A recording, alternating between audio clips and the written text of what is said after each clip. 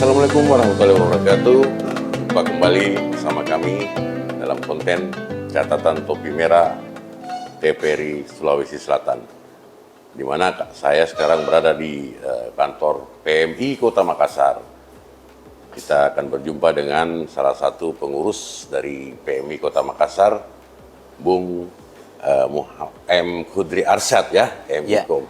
Ya. Apa kabar, Pak? Baik, Ya. alhamdulillah kakak. Bagaimana hari ini, aman? Aman dan terkendali. Baik, Pak. Bulan Ramadan ini, Pak Khudri, apakah ada strategi yang dilakukan oleh PMI mengatasi ketersediaan stok darah? Ya, terima kasih para komunitas konten topi merah. Iya. Ya, ini saya kira menarik. Topi merah ini adalah simbol darah juga. Merahnya topi sama merahnya darah pendonor. Oke, persiapan kami selama bulan suci Ramadan ini 3 minggu terakhir kami sudah prepare. Pertama, mempersiapkan skema-skema selama bulan suci Ramadan ini bagi para pendonor kami. Kemudian titik-titik mobile unit dan gerai Al-Markas, Masjid Al-Markas. Jadi alhamdulillah, insya Allah pembukaan gerai Al-Markas itu ya kita istilahkan safari donor Ramadan. Ya, safari donor Ramadan ini karena tempat donor selama Ramadan ini selain di sini buka sampai malam, pagi sampai malam, kemudian gerai mari juga kita buka pagi sampai malam. Kemudian untuk malam hari Masjid Al-Markas mulai sore sampai jam 10 malam. Kemudian masjid-masjid di komunitas donor yang sudah menjadwalkan diri sebelumnya. Oh, gitu. Ya. Tapi itu artinya juga turun ya, ada kendaraan mobile. Ya, kami punya 2 bus donor. Ya. Oh, iya. Nah, apakah pengaruh orang yang berpuasa dengan kualitas darah pendonor ini? Ya, jadi sebenarnya bulan puasa ini sebenarnya tidak ada halangan mendonor setelah buka puasa. Iya, setelah buka puasa. Ya, kalau mau donor nanti setelah buka puasa. Ya, karena kan salah satu syarat donor itu sudah sarapan. Oh iya, betul. Kemudian tidur cukup. Ya. Jadi kalau donor, makanya mengapa bulan mobile unit kami ini bergeraknya mulai sore sampai malam ya. Habis salat tarawih. Oh, iya. Jadi begitu, Kakak. Tidak ada pantangan orang puasa untuk mendonor. Iya, tidak ada. Harus malam. Tapi ya, harus malam. Harus setelah buka puasa. Kalau bagi yang berpuasa, bagi yang tidak berpuasa tidak ada halangan. Nah, yang kedua, sebenarnya bagi yang paham tentang keberkahan bulan suci Ramadan, pelipat gandaan amal, ya justru mendonor darah ini pasti dilipatkan pahalanya. Betul. Iya, dikali 1000 malah lagi kalau berdasarkan dengan petunjuk Al-Qur'an begitu. Ya. Jadi donor lah supaya banyak amalnya selama bulan Ramadan. Nanti saya sampaikan ke teman-teman biar mereka rajin mendonor, artinya. Iya, dan beberapa juga skema yang kami mitrakan, Kakak Eko. Iya. Bagi teman-teman yang pelanggan Citra misalnya, ketika dia pendonor, memperlihatkan kartu donornya, selama Ramadan ini dapat diskon 20.000. Gitu.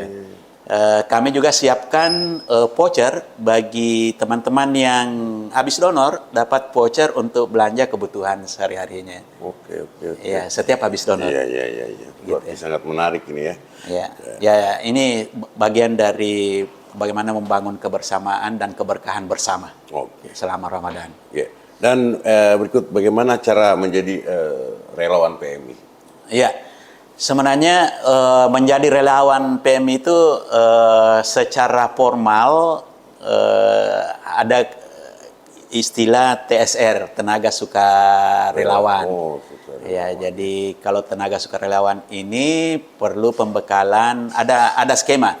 Ada skema 7 jam, ada skema 12 jam. Untuk pembekalan untuk diklaim sebagai relawan PMI. Tapi dari sisi relawan kemanusiaan banyak ruang kita bisa berpartisipasi. Iya, tapi kalau menjadi TSR secara formal harus ada mekanisme pembekalan. Iya. Nah, itu merupakan salah satu syarat mungkin ya. Iya, salah satu syarat. Artinya kalau relawan pasti dong punya fisik yang kuat, mental apalagi. Iya, ya paling tidak pemahaman dan pengetahuan tentang prinsip-prinsip kemanusiaan atau prinsip-prinsip kepelamirahan. Kemudian bagi orang-orang yang tertentu membutuhkan skill atau kapasitas maupun kompetensi tertentu, misalnya saya mau menjadi field educator kampanye kesadaran hidup sehat bagaimana. Saya mau menjadi relawan donor darah atau menjadi satgas donor darah, atau saya mau membangun promkes promosi kesehatan bagi masyarakat. Nah, ruang-ruang ini terbuka bagi teman-teman atau saudara-saudara kita yang punya komitmen sosial kemanusiaan. Ya, tinggal bagaimana kita secara administratif ada pembekalan-pembekalan teknis sebagai prasyarat dasar. Ya. Dan apa upaya-upaya selama ini dalam meningkatkan kesadaran masyarakat untuk mendonor darah, Pak? Iya.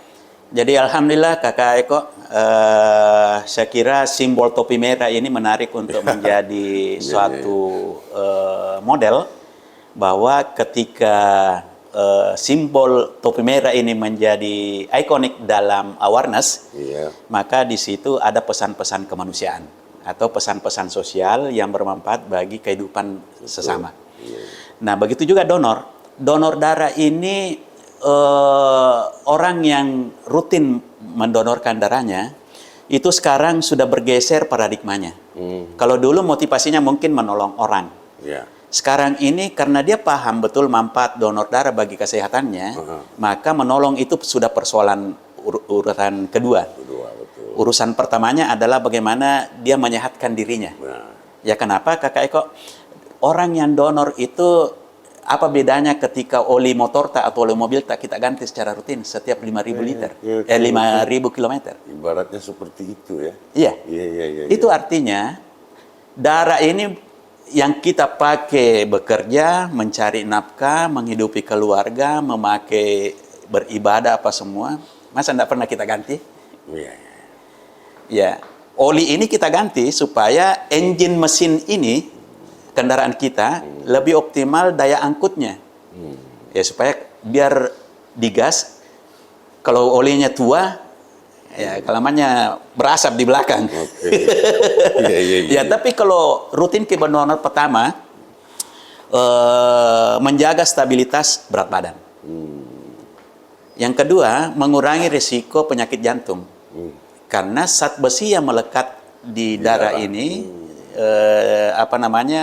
frekuensi dan volumenya teratasi. Benar. Iya. Yang kedua, potensi kolesterol dan stroke ini semakin dikurangi. Ya karena zat besi itu tadi. Yang kedua, selalu memperbarui sel-sel komponen darah. Jadi organ-organ maupun sel-sel ini lebih optimal. Ketika darah semakin rutin didonorkan, maka stabil daya angkut oksigennya ke seluruh organ, utamanya ke otak.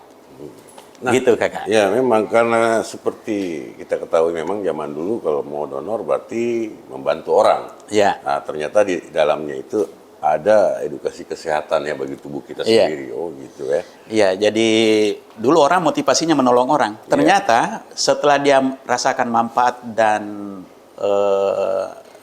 bagi kesehatannya, dia sudah lebih utamakan untuk dirinya sambil menolong orang. Jadi sambil.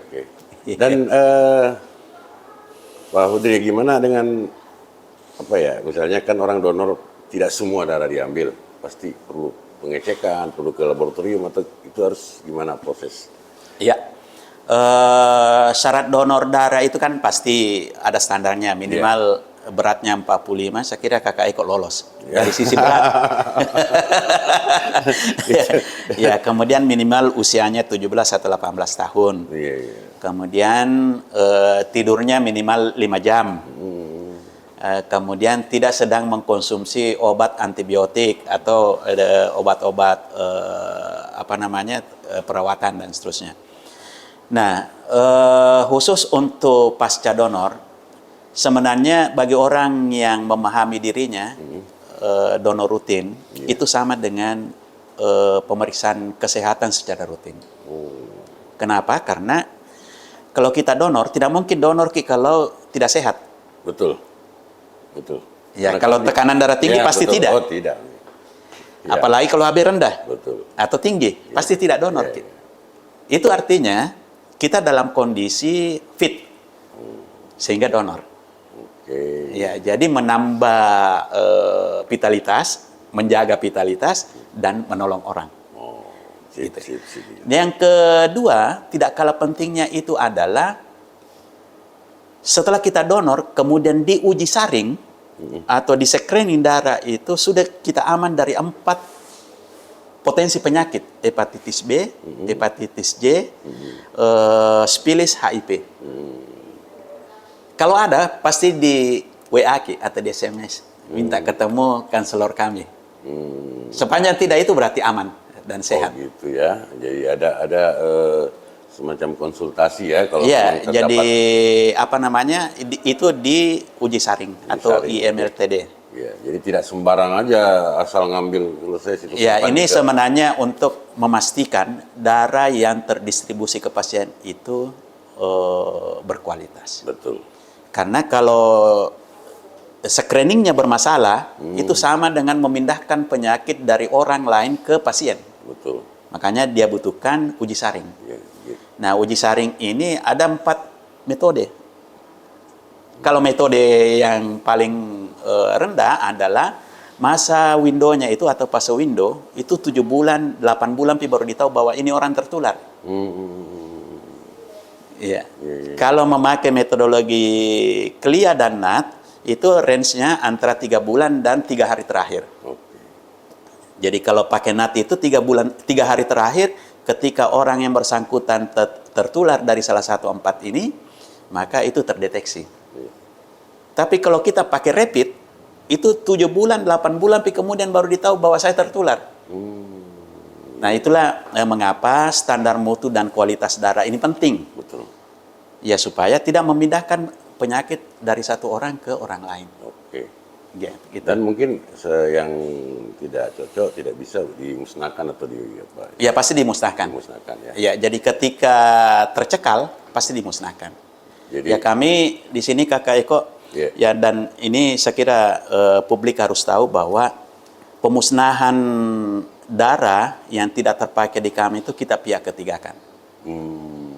Ya, jadi beban biaya yang kita keluarkan hanya untuk limbah B3 kami itu 30 sampai 35 juta per bulan hanya untuk mengurusi limbah itu.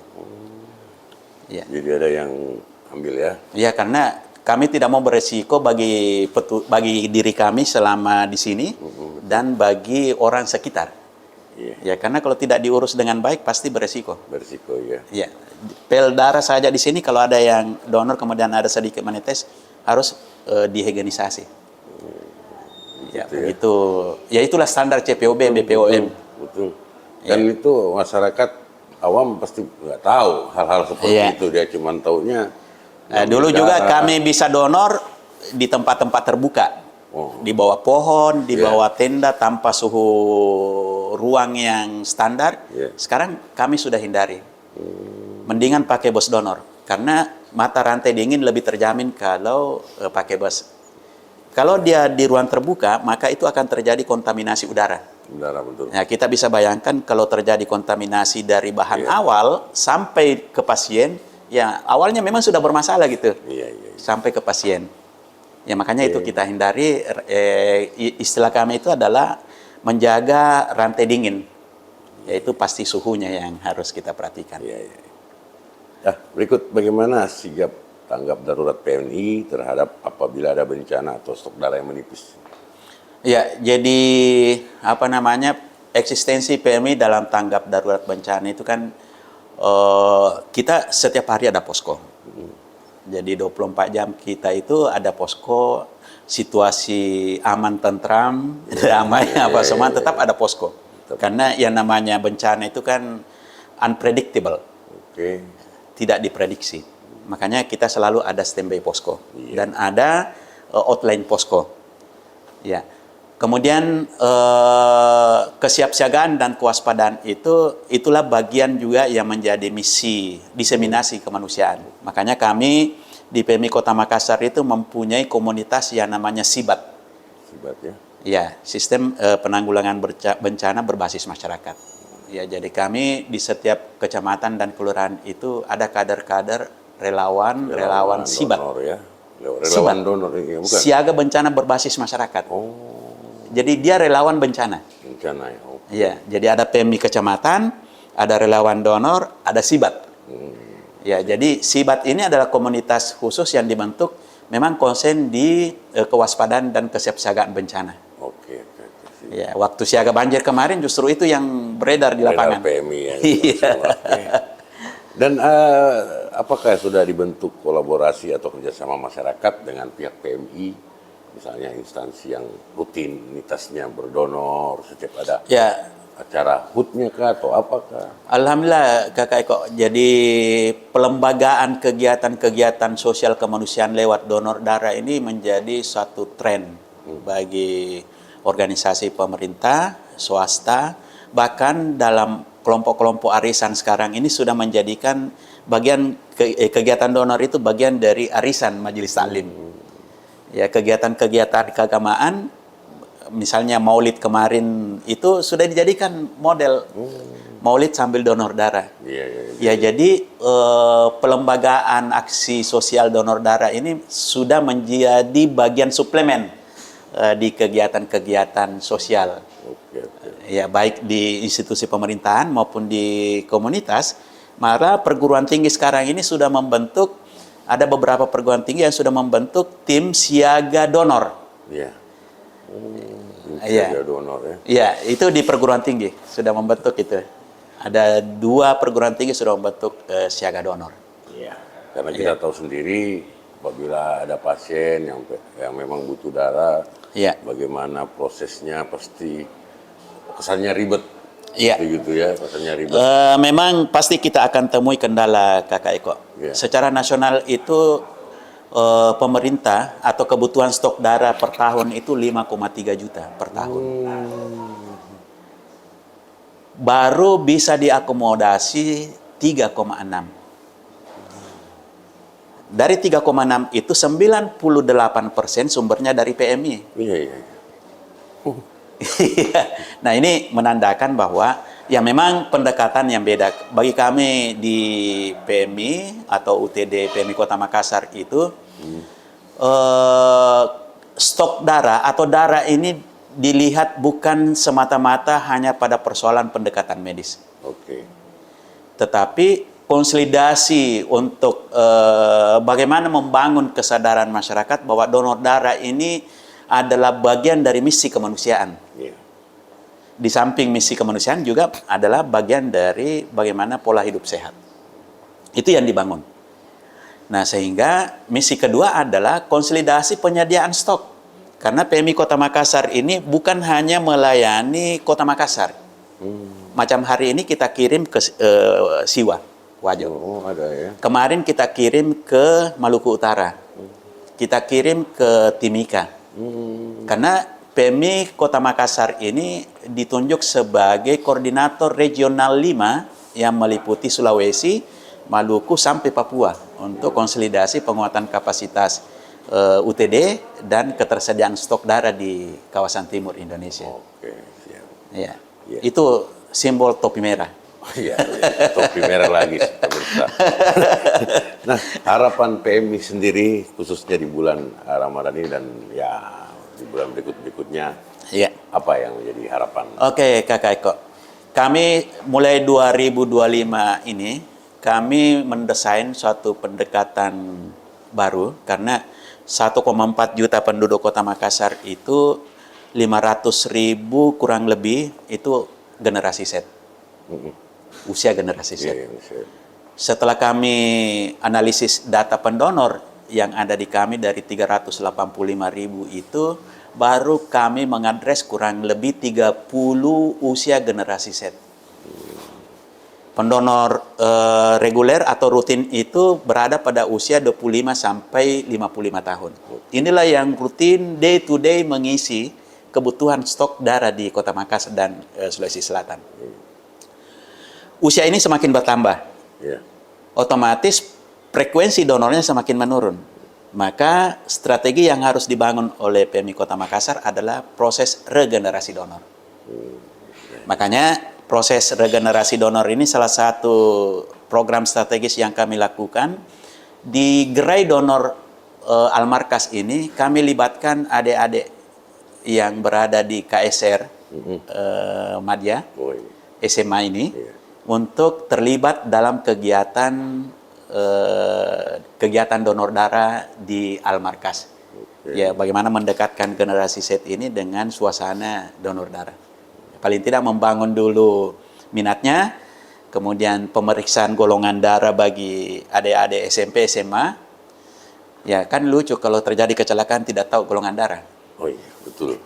Iya, bisa begitu kan. Iya, Iya. paling tidak mengenalkan pendekatan ini supaya kegiatan-kegiatan donor darah ini bukan sesuatu yang monster bagi dia, Oke. tapi bagian dari lifestyle bagi mereka. Betul. Itu Apalagi untuk strategi. kesehatan ya. Iya. Ya, tapi Kan yang lu- jelas tidak ada batasan untuk donor usia. Oh, Usia mau donor tidak ada batasan atau memang standar minimal dan maksimal itu pasti ada, Kakak. oh oke ya. Iya. Minimal 17 tahun. Iya. Kemudian pendonor kita yang sudah lebih 250 kali itu masih usia 60, masih donor. Donor ya. Yang Ya, jelas ini tergantung sehat, aspek fisiknya, fisiologinya, dan pertimbangan dokter. ya. Biasa saya lihat itu kalau orang donor dapat reward 25 kali kah, Oh ya, 50 kali kah, jadi itu. 10 dapat Ya. penghargaan dan PIN, 25, 50, 75, 100 itu satya lencana dari presiden. Langsung presiden. Iya. Oh gitu. Jadi memang donor ini bukan lagi sebagai momok ya di mata masyarakat. Iya. Ini sebagai lifestyle, artinya selain untuk kesehatan juga untuk membantu Iya. masyarakat. Terkadang saya bilang sama teman-teman, kalau tidak ada uang tak kita bersedekah, paling tidak donor, Ki. Yes. Luar biasa itu, karena di situ bagaimana transplantasi yang secara tidak langsung kita berbagi apa yang kita miliki ke orang lain. Oke. Sip. Kalau tidak ada uang tak bersedekah, donor, Maki. Iya. Oke.